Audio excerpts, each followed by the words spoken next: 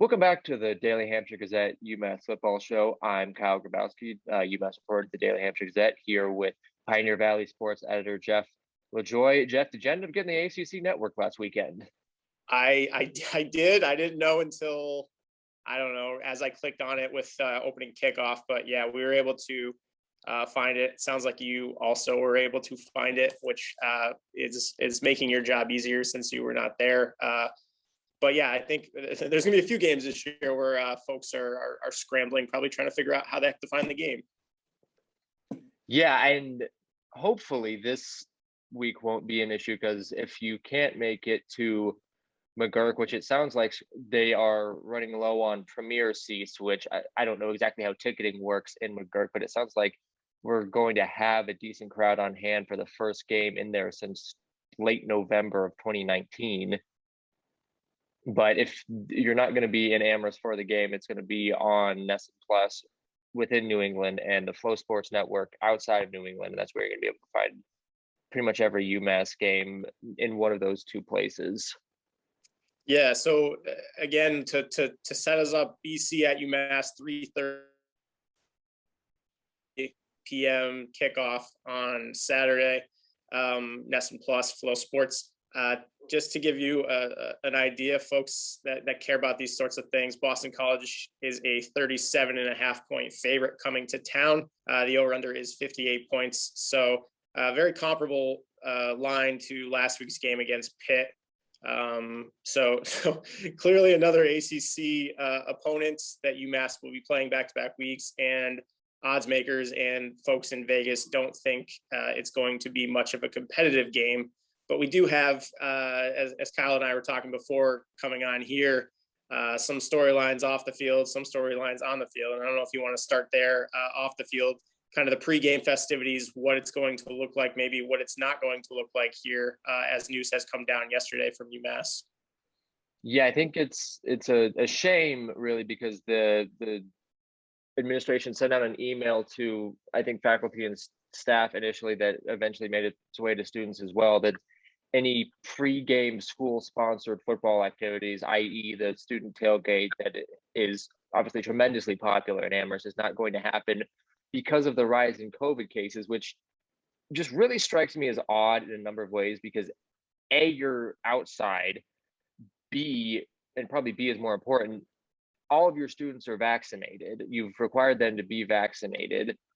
So it seems like you're just trying to cover your behind, but then you have Ryan Bamford, the AD, tweeting this morning, like everyone's allowed, you just have to buy a parking pass, which even if the intent isn't there to seem shady, it comes off as like, we're going to cancel this free event, but now you have the opportunity to pay us $10 to do something that you could have done for free, which also it's not going to stop the students from gathering and tailgating and partying. Like UMass students don't need much reason to get together and throw down. Like they're now you can't monitor it. They're going to get together either off campus somewhere or find somewhere else that isn't there. And you're also missing out on a real opportunity with the students you have because A, you haven't been able to do this in 2 years. I think it was going to be a massive event that realistically you could have capitalized on to make these students fans potentially, because I think the more people you have near the stadium, the more likely you are to have someone say like, hey, let's go in and see the game. And now if they're at either some pool party or some off-campus location, there's no way they're going to McGurk after that. Like, I don't know, Jeff, you went to UMass. Am I off base here, or does this feel like a really missed opportunity, just something that feels like you just have to ask why?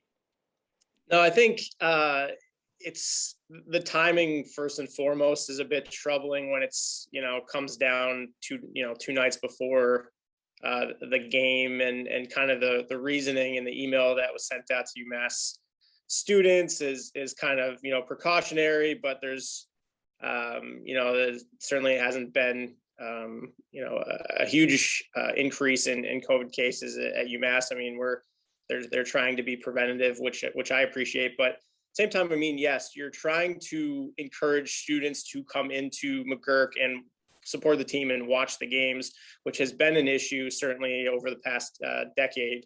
of the program. So you would think that something like this is maybe only going to dissuade students from going to the game if they're, if they feel like they're being driven away from the area and they're not welcome, then, in turn, how will student turnout at the actual game be? How will student section look?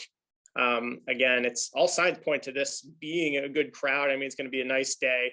It's the home opener. You're playing Boston College on campus, which is quite a rarity. So I don't know. I think a lot of people that I know associated with UMass alums and boosters, I guess, were not all that surprised that this type of thing has happened. It's a very UMass thing to in recent years to have something like this kind of overshadowing the situation here as we get into what should be a really great celebration of UMass over the course of this weekend here with the Hall of Fame induction and all those greats on campus plus the football game.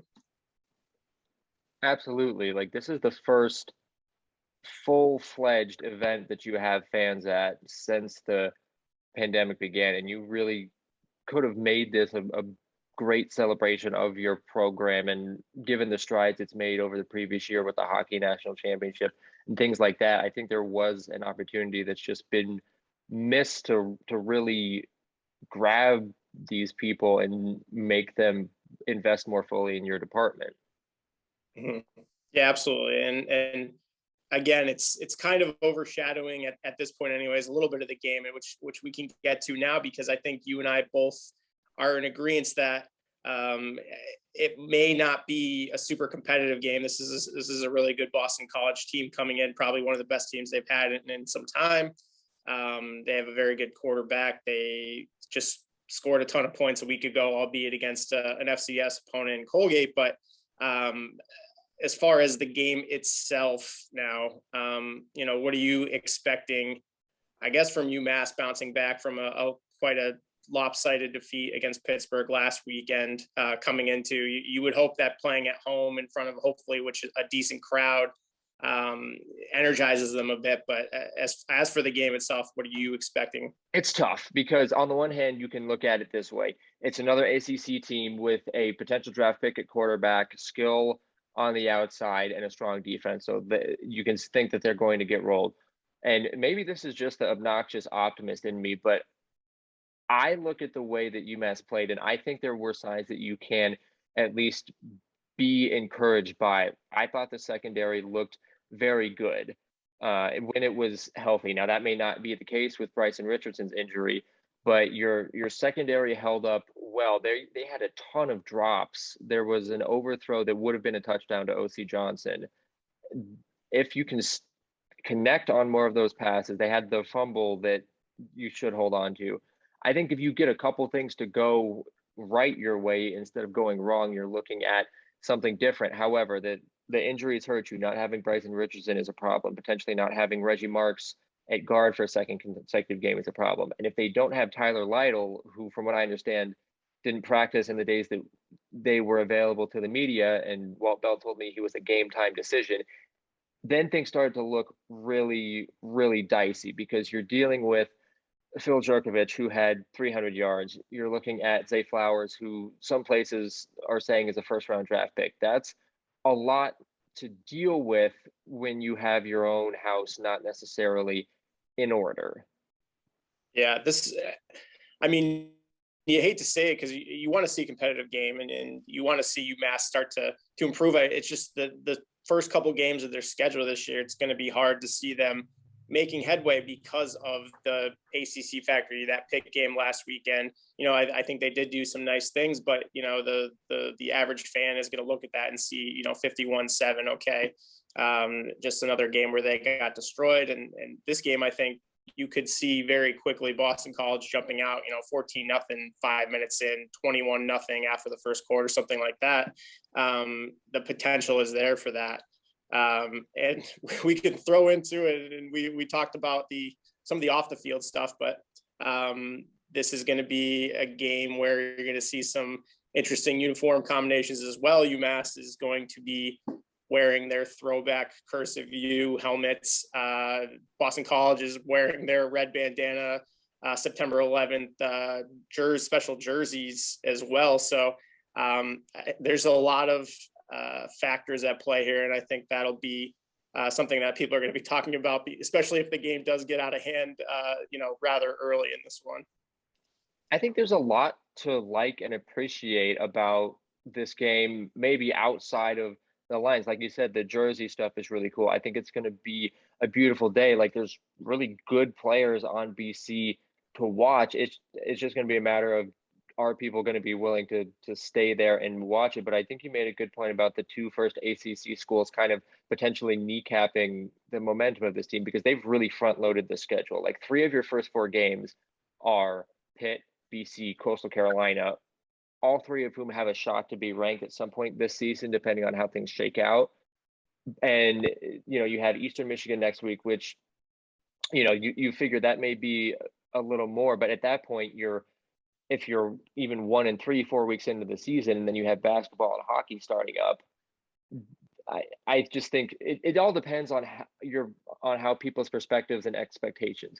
Like if you can look at it objectively, like we try to, and say, okay, these are 2 really good ACC teams that are going to challenge for division titles. If you, for some reason, expect UMass to compete at that level with them on a week-to-week basis, I just don't think that's a realistic thing. But if you are looking at it and saying, okay, how do they look against BC compared to what they did against Pitt? Are there adjustments? Is there improvement? I think that matters a lot for still a really young team that's learning to play together. So if you can see that progression, especially given the adversity that they have, if Lytle doesn't play, if they're having to go without Bryson Richardson or Reggie Marks potentially, if you can see progress, I think that's really what people want is progress, competency, competitiveness. And you can say that wasn't there against Pitt, but and Walt Bell said this, and I tend to agree with him, that Pitt's just really good. And sometimes there's not a lot you can do about that. Yeah, absolutely. You want to see improvement, but it's hard to sometimes be able to tell if there is improvement because of the caliber of opponent. And last thing, I guess, before we get out of here, I do want to ask kind of the state of the UMass Boston College rivalry, because football, it's certainly, I would say, not a rivalry because of the state of the programs. I mean, overall, you look at different sports now that UMass hockey-wise has won a national championship. So that's quite a series between those teams. Other sports, Boston College won't play UMass in basketball anymore, so we don't know what that would look like again. But overall, you see an in-state rivalry game here today, or on Saturday rather. What do you make of the rivalry factors? I think Coach Jeff Hafley was very overly enthusiastic about his praise for Walt Bell during their media availability this week, and Jerkovic. I think he was not sure whether it was a rivalry or not. Listening to him talk about it, he was, when's the last time we played them? I don't really know. So, for fans that hate Boston College, and I'm sure there are a lot of them at UMass. As someone that went there, I know there are a lot of them. What do you make of kind of the rivalry stakes of this series and going forward? I feel like it's more of a cultural rivalry than an on-the-field rivalry, because they've only played each other a handful of times. BC has won the last 10 games. Like, it can't be a rivalry if both teams aren't winning. Like, the hockey stuff makes a big factor of it, and I think the basketball Twitter people have a valid point that, like, they're being ducked to a certain degree. But at the same time, like, BC beat them pretty good in women's lacrosse. BC, they're going to play BC in field hockey. Like, I think it's a useful and like worthwhile partnership that your 2 like high-end Division I programs, especially for football, are willing to play each other. Like, if your FBS teams are willing to play each other, and you have this working relationship to play in the other sports, like they've played in women's basketball last year. Hockey East mandates they play in hockey, but if you're also getting in some of these field hockey games, they're in the baseball bean pot. I think it's more of a university rivalry, because you have this large public school out here in Western Mass, and then an inherently private Jesuit institution that's not quite in Boston. I think there's more, like I said, more of a cultural fan rivalry. But again, if you win a game, you never know, and that's something that Taylor Edwards, the tight end, had said a lot. He's like, this is an opportunity to us. This is all you want. This is a big school. This is a Power Five school coming into your building. Like, all we want is a chance to prove ourselves. And at this point, it's just a matter of it's up to them to do it. Like, you can say that all you want, but you have to actually follow through and do what you're saying you want to do. Yeah, awesome. Well, again, 3:30 Saturday. Should be a great weekend in Amherst between all the festivities going on beforehand. Lots of storylines, lots of things to look out for. So I'm sure you'll have plenty to keep you busy on Saturday on campus and plenty to write about. So we'll check out the gazettenet.com for full coverage this weekend, and in print in your local daily Hampshire Gazette on Monday.